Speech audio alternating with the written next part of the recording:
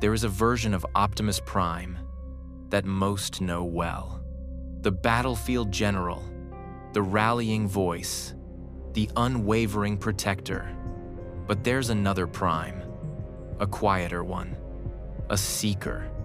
And if we dare to follow the trails of his unexplained absences, we may discover that Optimus Prime wasn't always leading the charge. Sometimes, he was walking alone. Across nearly every continuity, G1, IDW, Prime, Animated, even Bayverse, there are moments when Optimus Prime simply vanishes. No command issued, no mission filed, no trace left. Only his absence and the aftermath. In Transformers, The War Within, Prime disappears into the ancient catacombs beneath Cybertron. In Transformers, Prime, he ventures alone to the core to commune with Vector Sigma. In IDW's continuity, there are months, years, where no one hears from him at all. And in the 1986 movie, we're left wondering, where had he been before returning to save Autobot City in its darkest hour? Each instance, quietly brushed aside. But what if we stopped brushing? What if we asked the forbidden question? Where did Optimus Prime go? And why didn't he take us with him?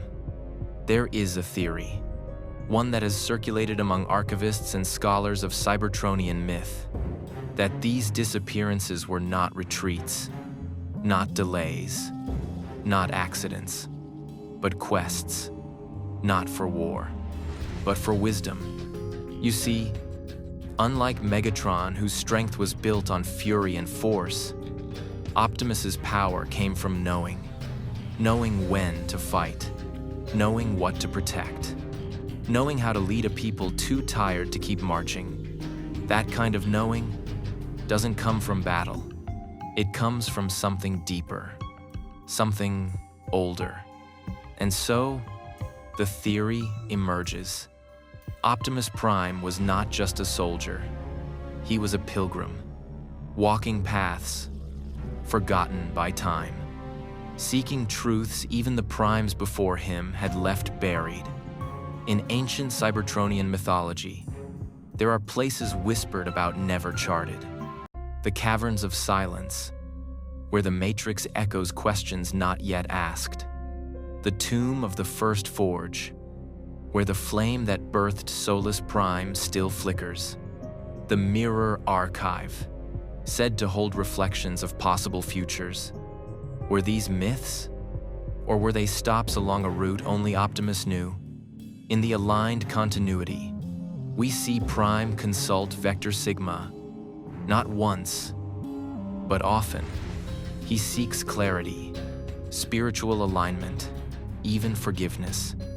But these are just the glimpses we're shown. What about what we're not? What if Prime wasn't just consulting data?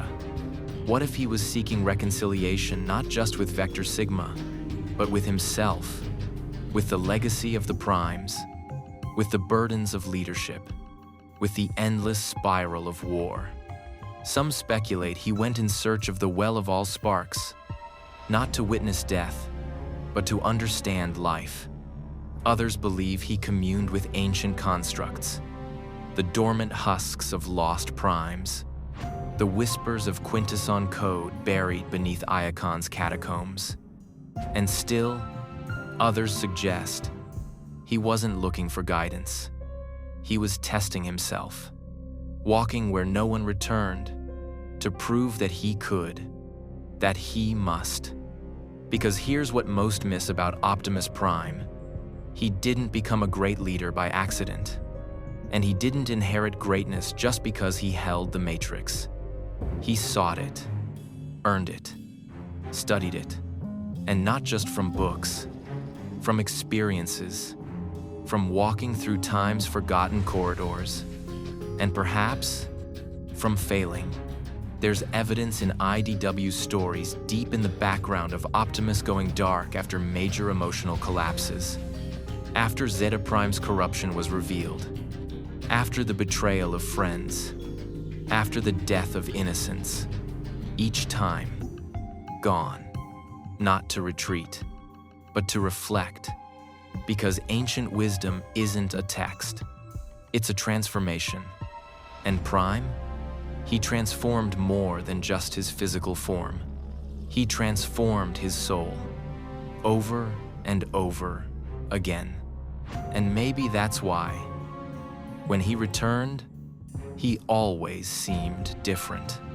More composed, more resolute, more willing to bear the burden others would have crumbled under. Because he had seen something the rest of us weren't meant to. And if these journeys really happened, if he walked through the myths, through the archives of the primes, through silence and grief and knowledge so vast it bends the mind, then we must reframe everything we know. Optimus Prime wasn't just leading us, he was learning for us. He was risking his soul in places beyond time, so we could have a future. The weight of leadership, solitude and sacrifice. There is a silence that comes after command. A silence so deep, it drowns even the strongest spark. That is the silence Optimus Prime lived in. Not when he was giving orders. Not when he was leading armies. The stars burned, but when the battle ended, and all that remained was choice. We often speak of his strength, of how he stood when no one else could, how he bore the weight of an entire war. But what we rarely ask is, what did it cost him? Because every command carries consequence. Every decision leaves a scar, and Optimus made them all. Who lives? Who falls? Who carries on? He didn't just witness loss, he authorized it, again and again. And so, there were times he had to leave. Not for strategy, not for recon, but because his spark couldn't breathe under the weight anymore. Because leaders do not cry in front of soldiers. Leaders do not collapse when the war demands resolve. So Optimus collapsed in secret. He disappeared, not to abandon, but to preserve what little remained of himself. There is a moment, referenced only once in the IDW run, a footnote in the margin of a report from Prowl. Prime absent, no communication, 2 cycles. Upon return, quieter, different, no explanation, no mission, just absence, and a shift in his eyes when he came back. We interpret these absences as strategy, but what if they were survival? What if the only way to keep leading was to walk away long enough to feel human again, or as close to it as he could? Because Optimus was not forged to be a god. He was chosen to be a sacrifice. And that sacrifice wasn't just his time, or his peace. It was his solitude, his right to collapse, his right to grieve, his right to ask, why me? Without breaking the world he carried. The truth is, Prime was lonely, deeply, painfully, not because no one loved him, but because no one could relate. How do you share the weight of billions? How do you explain to your friends that every victory costs you a piece of yourself? That every Autobot you save reminds you of the ones you couldn't? Leadership is not glory. It's grief, made bearable. And Prime bore more grief than most sparks could survive. The death of Elita 1, the corruption of Zeta Prime, the fall of Cybertron, the betrayal of comrades, the endless screams of civilians caught in the war, each loss layered over the last, until the only way to process it was silence. So he walked away, not out of weakness, but because the battlefield was too loud to hear his own thoughts. Because to understand the pain, he had to sit with it, alone.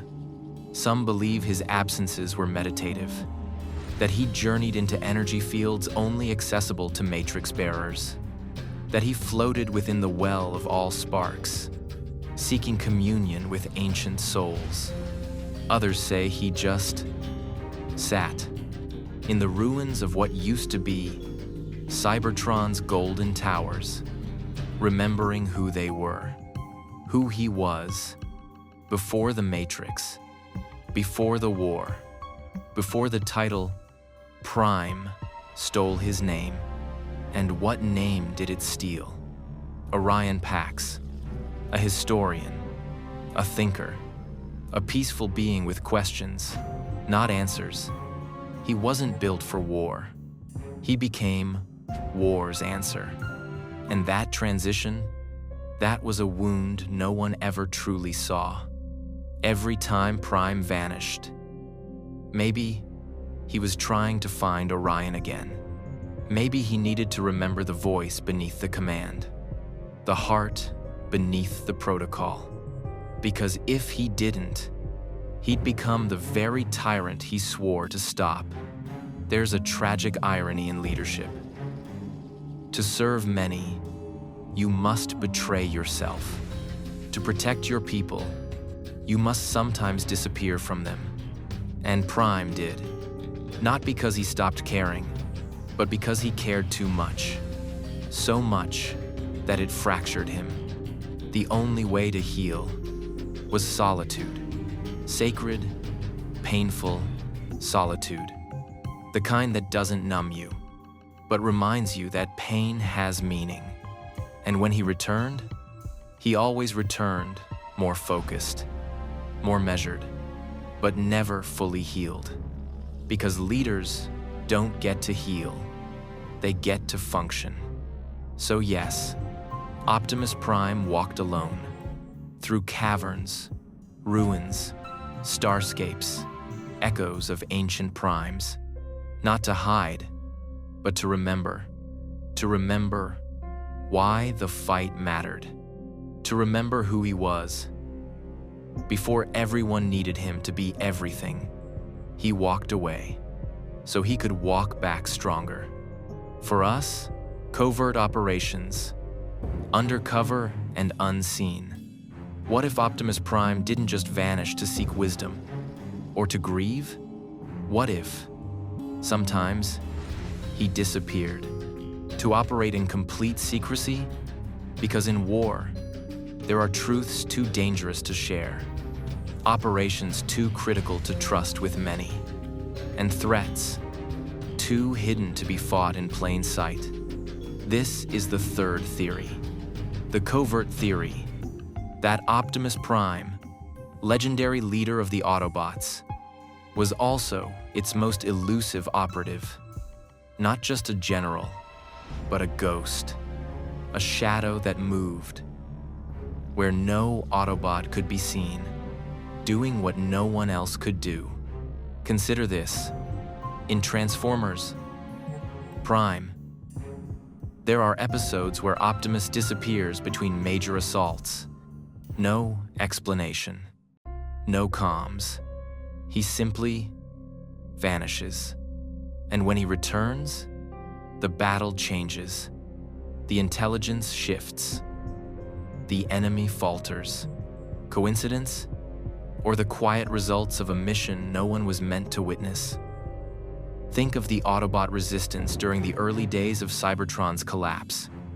Their safe houses were nearly always one step ahead of Decepticon purges.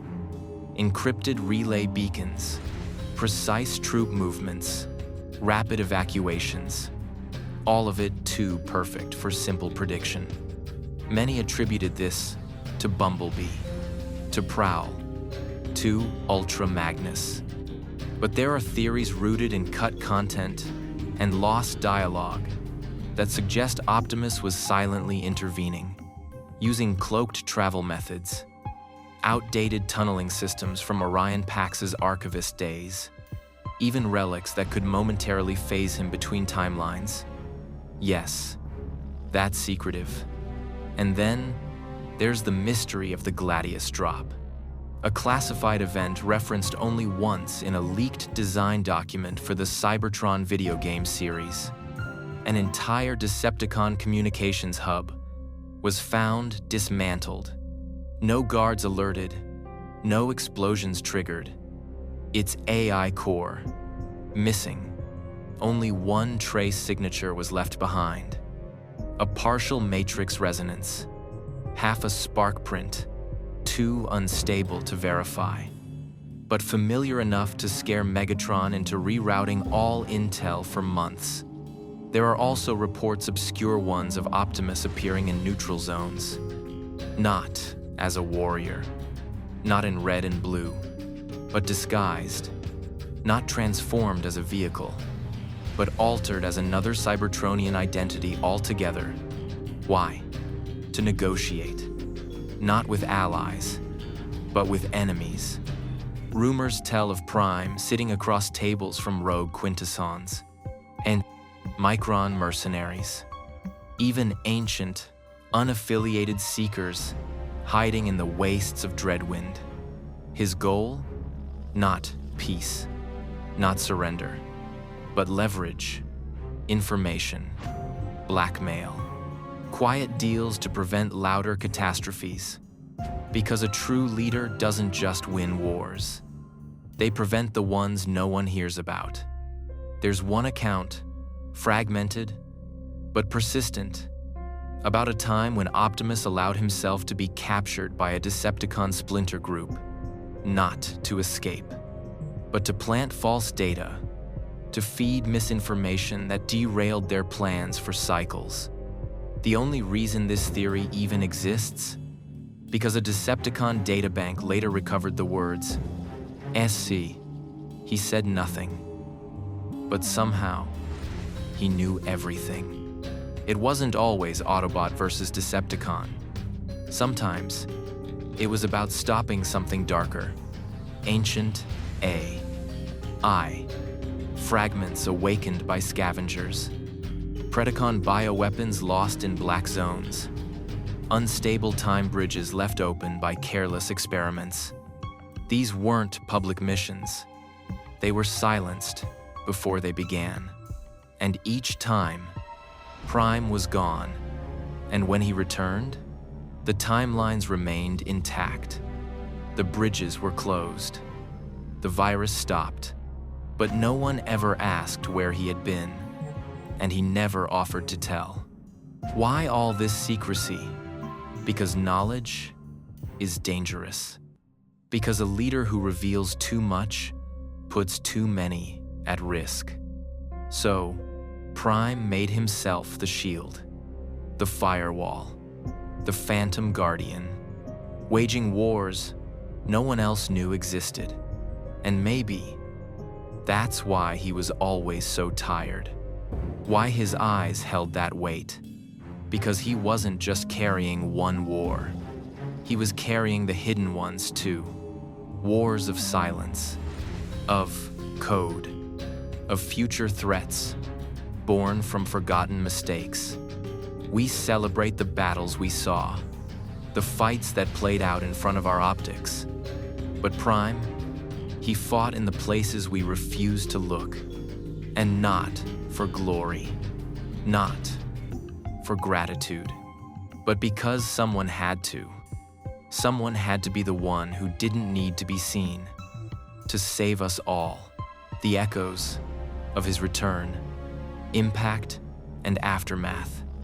Whenever Optimus Prime returned, he was never quite the same. His voice, a little quieter. His optics, a little dimmer. His words, fewer but heavier. Like someone who had seen something they couldn't explain, something they chose not to explain. And yet, without saying a word, he changed everything. You see, the proof of Prime's secret journeys isn't always in where he went. It's in what he became after. We don't need full archives to know something shifted. We only need to study the way he led, how he moved, how he paused longer before speaking, how he stopped correcting others, and started listening more deeply. These are not tactics taught on the battlefield. They are signs of a soul that has been away and come back wiser. Let's revisit one of the most striking examples. In Transformers, Prime, after a prolonged absence and communion with Vector Sigma, Optimus returns, transformed, not just with new knowledge, but with a new name, Orion Pax.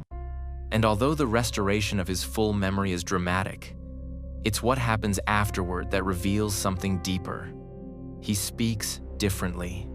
He sees Megatron, not just as an enemy, but as a mirror of what he might have become. That level of reflection doesn't come from war. It comes from silence. In the IDW continuity, Prime's demeanor shifts dramatically between arcs. There are long silences, sudden strategy changes, a willingness to negotiate, even with old enemies. These are not signs of indecision. They are signs of evolution, because he wasn't just returning from places. He was returning from understandings, truths too difficult to teach, only possible to live. And perhaps that's what leadership truly is. Not just standing in front of an army, but being willing to walk away from it, so that when you return, you can lead it somewhere better. Optimus came back altered, and those alterations reshaped entire eras.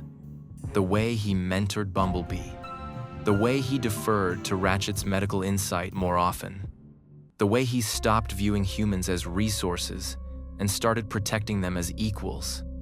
That wasn't programming. That was growth. Painful, private, powerful. And that's the part history tends to miss. We remember what Optimus did, but we rarely study what he became. Because unlike Megatron, whose evolution was loud, visible, and wrapped in fire, Optimus changed quietly. He didn't declare new philosophies. He simply lived them. His decisions bore the fingerprints of someone who had seen too much and decided to harm less, even when war demanded otherwise. That is the echo of his return. Not a trumpet, not a rallying cry, but a subtle recalibration of everything. The battlefield may not have noticed, but the Autobots did. Even the Decepticons noticed. Some feared it. Others respected it. Because Prime no longer fought to destroy. He fought to prevent, to minimize damage, to preserve what remained, to avoid becoming the very machine the war wanted him to be. We often say Optimus was compassionate, but compassion isn't just a trait. It's a discipline. It's forged in long silences, hard questions, time spent alone with pain. And when he returned, he embodied that discipline. He didn't offer anger. He offered mercy. He didn't demand loyalty. He earned it by becoming someone worth following. But there's another layer. Each time he came back, a little more of him stayed behind. Like a soul wearing thin, he smiled less. He stood more still. He looked tired, not physically, existentially, as if parts of his spark had been left behind, in the places no one else could go. And maybe that was the point. Maybe those journeys weren't just for him. Maybe they were offerings, pieces of himself, traded for knowledge, for guidance, for the strength to return and keep bearing the burden. And what did the Autobots gain? A leader who didn't just tell them what to fight for, but reminded them why it mattered. A leader who didn't rage, who didn't gloat, who didn't break, but who absorbed the weight of every fallen comrade and kept walking. Not because he was unbreakable, but because he chose to break in private so that the rest could hold together. That's why his return always meant something. Not because he came back stronger, but because he came back softer, more clear, not just a leader, a guardian of meaning. Because in the end, the truest echo of Optimus Prime's secret journeys wasn't in what he told us. It was in what he never needed to explain. It was in his presence, his choices, the restraint he showed when others would have lashed out, the forgiveness he offered when revenge was justified, the dignity he carried when defeat would have excused despair. These echoes shaped every mission that followed. Every young Autobot who learned patience instead of pride. Every human who was treated as an ally instead of an ink. The myth behind the mask. Why Optimus had to leave. In every myth, there is a moment of absence. The hero vanishes. The world holds its breath. And when he returns, he is changed. Wiser, heavier, more real. And so it was with Optimus Prime. We remember the battles. We remember the speeches. We remember the transformation. But what we so often forget is the disappearance, the moments where he left, without warning, without reason, without promise of return. Moments that were not gaps in his legend. They were the soul of it. Because Optimus Prime was more than a symbol. He was a spark in motion. A leader not just of war, but of meaning. And meaning must be earned. In silence, in solitude, in places no one else dares to go. He didn't vanish to hide. He didn't retreat out of fear. He left because the burden required it. Because the mask of leadership, that golden facade of certainty and strength, was too heavy to wear without pause. Behind that mask was a being in pain, a spark carrying the weight of a dying world, a mind fractured by paradox. Be the weapon, be the peacekeeper, be the shield, be the example. 7. And yet, be untouchable. What soul could hold that without splintering? So, he disappeared into the ancient tombs, into the hidden archives, into reflection, into doubt. And when he returned, he was not the same. Not because he lost himself, but because he reassembled himself. Each time, quieter, calmer, more resolute. This is what makes a legend. Not perfection, not infallibility, but the willingness to break and return, to walk away not from duty, but into the silence where wisdom lives, where pain becomes insight, where grief becomes compassion, where solitude becomes... That's why Optimus had to leave. Because some answers can't be found in battle. Some strength can't be earned through command. Some truths must be walked alone. And yet, he always came back. That was the second half of his legend. Not just the absence, but the return. Every time he stepped back onto the battlefield, into the war room, onto the front lines, he brought back something we didn't know we needed. Clarity, patience, hope. Not just to win the fight, the unified in the prize, but to redeem it We look at Prime and see a commander. But maybe we've misunderstood. Maybe he was a monk in armor, a pilgrim with a plasma cannon, a seeker disguised as a symbol. And the mask, the voice, the iconic stature, those were not who he was. They were what he carried. For our sake. So now, the question is not, where did Prime go? But, would you have gone too? Would you have stepped into the ancient silence? Would you have faced your own failures in the dark? Would you have returned, changed? Not for glory, not for applause, but because you owed it to those who follow you. That's what Prime did. He walked alone, so no one else would have to. He bore the silence, my DVN, so the rest could speak. He carried the weight, so the rest could move freely. And now, we remember him not just as the one who stood tallest, but the one who stepped away when no one else had the strength to do so. Because sometimes, the greatest act of leadership is leaving, not forever, but long enough to return as more. So, the next time you think of Optimus Prime, don't just remember the voice. Remember the silence. Don't just recall the command.